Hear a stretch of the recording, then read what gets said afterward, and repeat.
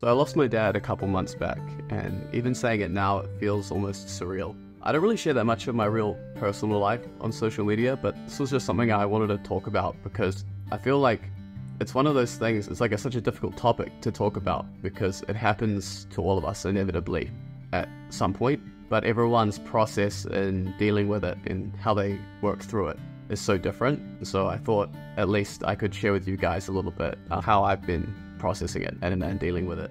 I was lucky to have a really amazing relationship with my dad, and I could never really imagine, I think as we grow up, we all, like, this question or this thought comes into our head at some point, like we know that mum and dad are not going to be around forever, and we think about how to deal with it, but we always kind of push it away because it's something that's just so terrible and like difficult to think about until it actually does happen.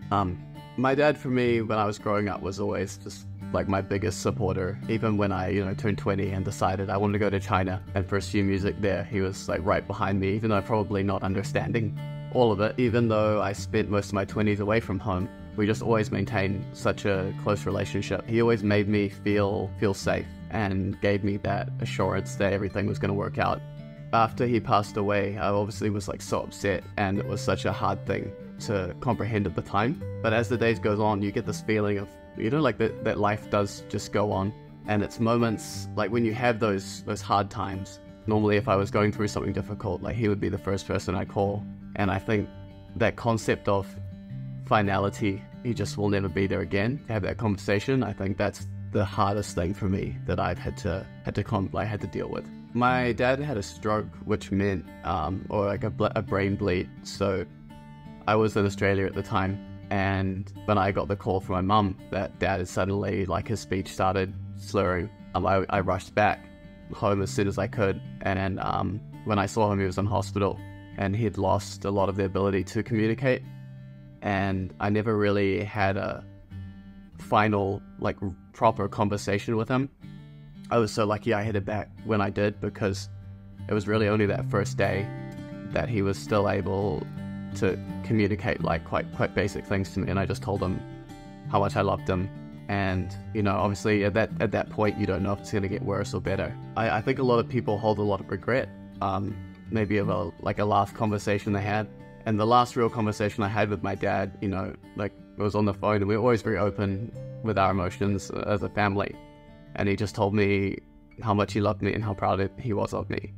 And I think like that for me was like the final conversation.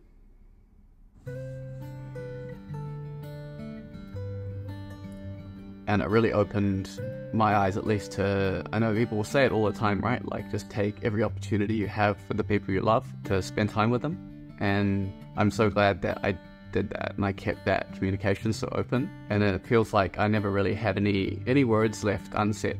I'm not really religious, so I don't feel like there's any afterlife or heaven or place that we go to after we die. And I think my family all shared a very similar mindset to that. I've always believed in this kind of energy shared between all things. And in Chinese, there's a concept of like Taoism. There was a philosopher called Lao Tzu who wrote a lot about this concept of living a life well lived and finding a path through life. There's a passage by this philosopher called Zhuangzi that really resonated with me. It was about how he dealt with the passing of his wife, or his teacher in some cases. It depends on which version you read, but our overall idea is the same. So I thought I'd share it with you guys. So Zhuangzi's wife had passed away, and days after her passing, one of his good friends had come to visit him. And instead of finding him in mourning, he found that Zhuangzi was playing drums and didn't seem to really be that fazed from the outside. And so he was a bit shocked and asked Zhuangzi, like, what's wrong? Do you think this is appropriate to be, playing away music? And isn't it quite disrespectful of her memory, like this woman that loved you and raised your children? And he said, no, my friend, you're completely mistaken. Like, of course, at first I felt immense grief after she died. But then I realized that before this life, she was nothing. And it was the energy that brought her into this life and allowed her to have this experience. And throughout this life, she used this energy, and when passing, her energy transferred back into the universe.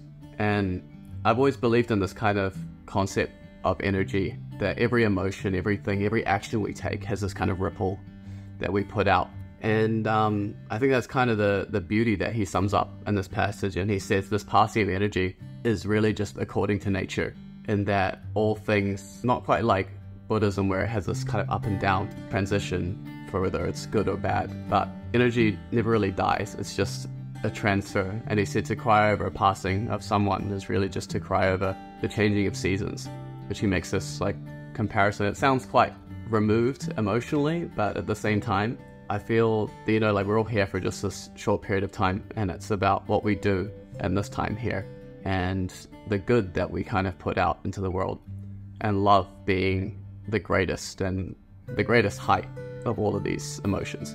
My dad has always been this kind of sage character in my life, I guess because my parents were a bit older than many of my friends. And so, although he wasn't always there to run around and play catch and, you know, that sort of stereotypical dad, he always had so much advice, and it felt like he always had an answer for everything. I guess dealing with the kind of emotions that I've had to deal with over the last couple months, and like a lot of things in my life, I've sort of worked out through music. It was really hard to summarize these feelings because it's so easy to write something so personal, but I thought that I wanted to take many of the sort of ideas and values that my dad shared with me and put them into a song that I hope can maybe help a lot of people have had to deal with this same situation as me. The song is called After All Is Said and Done, and at least the chorus, it goes like this.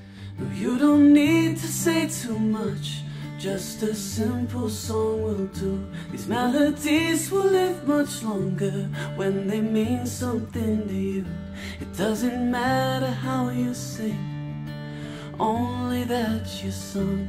After all is said and done.